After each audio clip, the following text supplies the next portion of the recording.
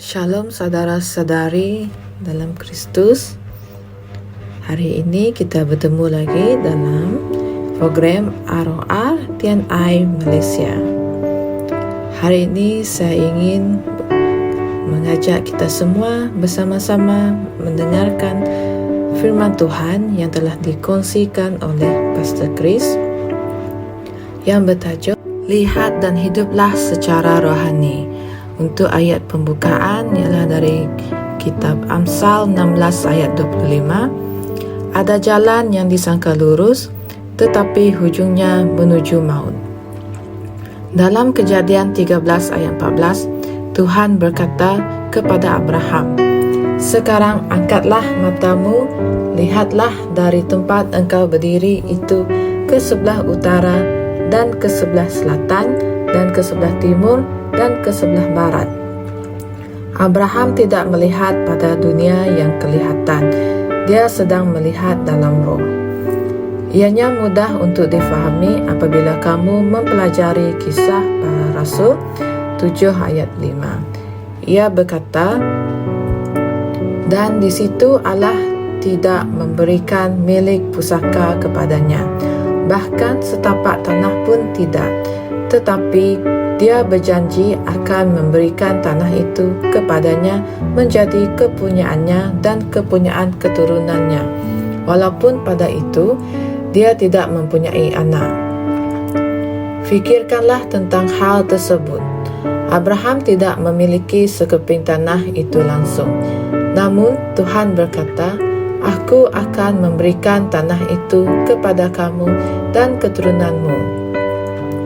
Jadi, apabila Abraham mengangkat matanya untuk melihat, dia bukannya memikirkan perkara-perkara duniawi. Dia sedang memikirkan perkara-perkara rohani. Tetapi hal tersebut berbeza dengan anak saudaranya, Lot.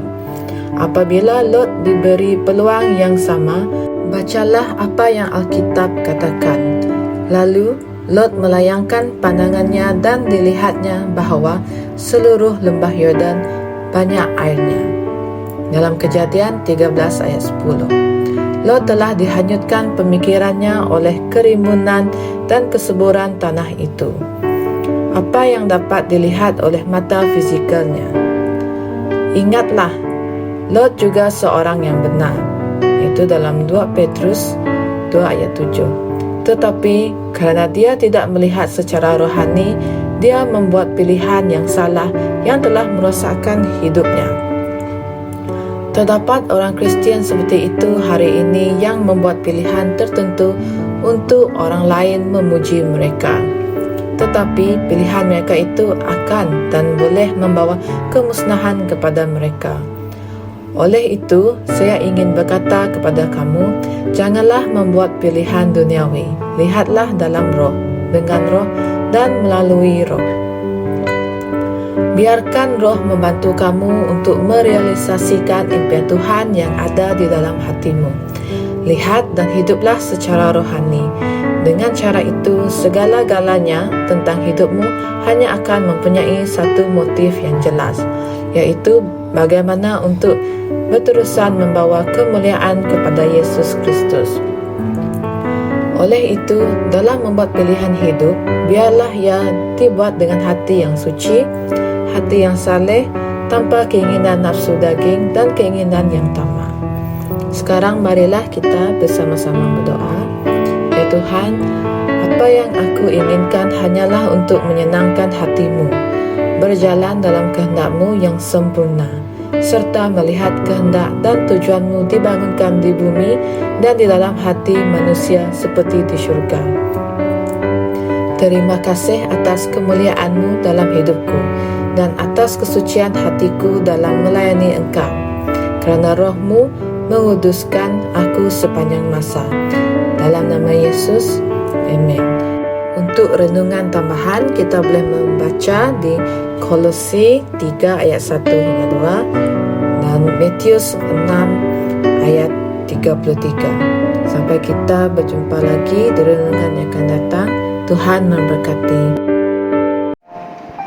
Kami percaya saudara-saudari semua telah diberkati dengan perkongsian firman dari Rhapsody Reality.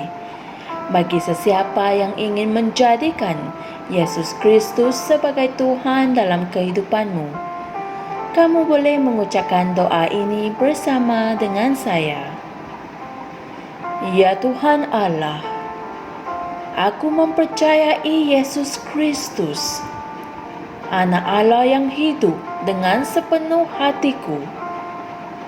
Aku percaya Dia telah mati untukku, dan Allah telah membangkitkan Dia dari kematian. Aku percaya Dia hidup hari ini.